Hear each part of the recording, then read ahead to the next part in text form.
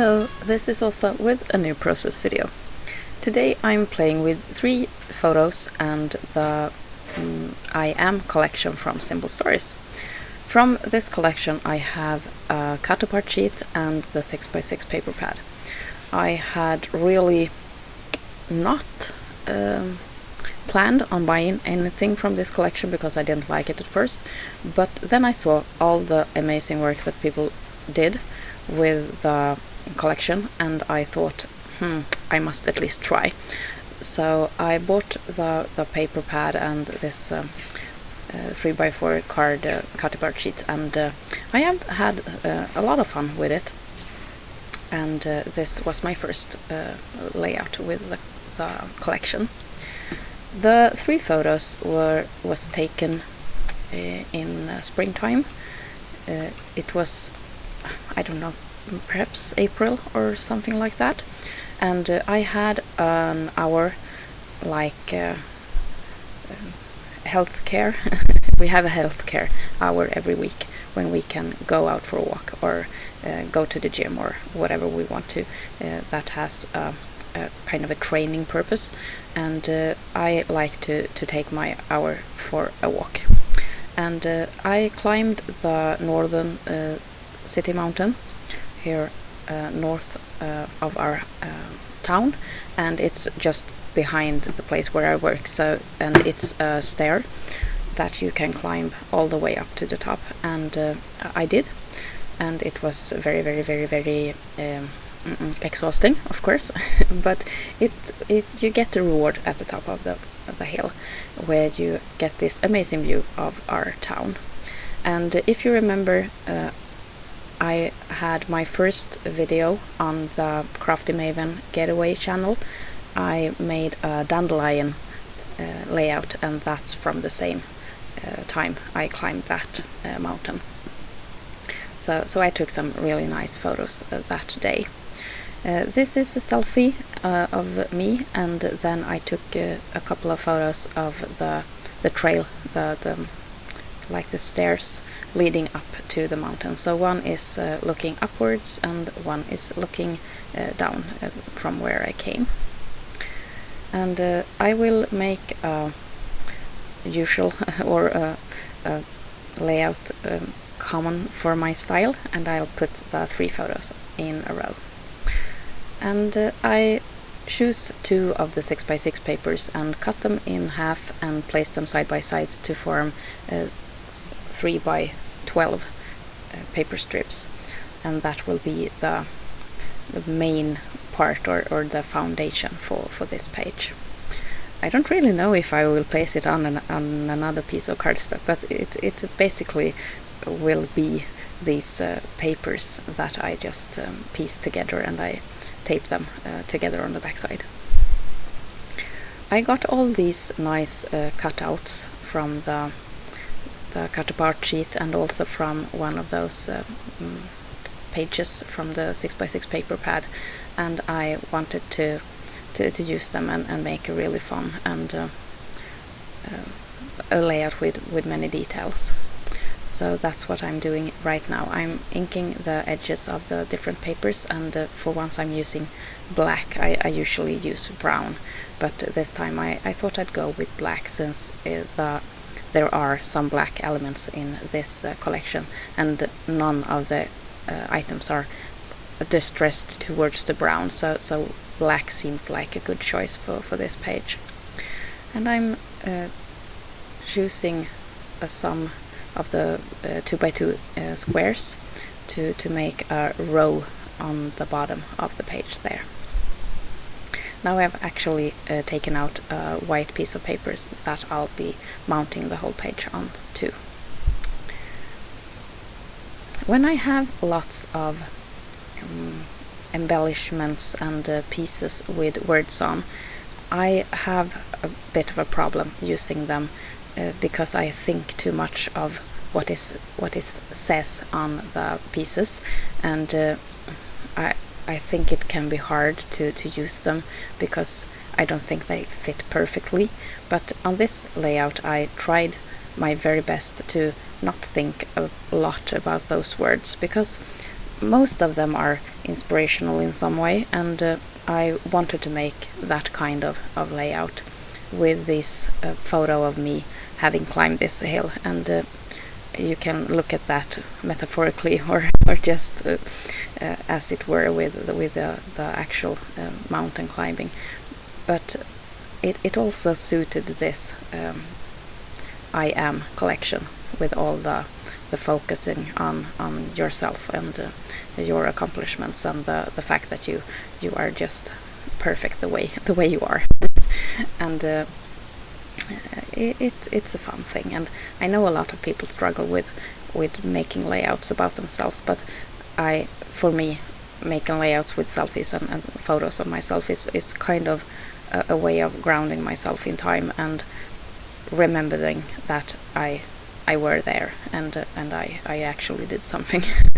It's a big thing for me to actually remember that I have done stuff, and I have been there. So I don't have a problem with scrapping myself, as I think many scrappers have, and I'm happy about that because it tells my story and it becomes kind of a diary when I make my scrapbooks, and that's important to me. I have become also better at giving the camera to hubby and also to my daughter, who is becoming a really nice, good photographer despite her young age, and I think it's fun to just get the photos, the natural photos, where I'm just being myself, and not only the portraits, the stage photos where you smile to the camera. I like those that are just spontaneous and just the normal me. I'm piecing together all of these kind of cards and the little squares, and this will be the foundation for this page. Now I'm trying to think about some embellishing, and I found 3 of these really nice twines in my collection, and they went very well with the color scheme of this the yellow and red accent papers that I had chosen. So I made 2 bows, and I'm gluing them down with my Scotch quick and dry adhesive, and now it's time for some wood veneers. And I wanted to have just a whole bunch of these different shapes and nothing special in theme, so I just went through my different bottles there and choose just a variation and a variety of different shapes. And then I'm going to foil them. This is a technique that I didn't know about it, and I think it was just a revolution to me to see it done. I saw it in a YouTube video a couple of months back, and I purchased this transfer adhesive and a roll of gold deco foil, and I had seen on YouTube that the lady showing these products, she used them on wood veneers, so that was my main goal, to try that out. And I have made a couple of videos with this technique before, but in this video I'll go the totally crazy with different shapes like this, and all of them will be gold foiled. I'm applying the transfer adhesive to the wood veneers quite a lot on them, because the wood kind of soaks up the adhesive, and you still want a layer on top of the wood veneer, otherwise the foil won't stick.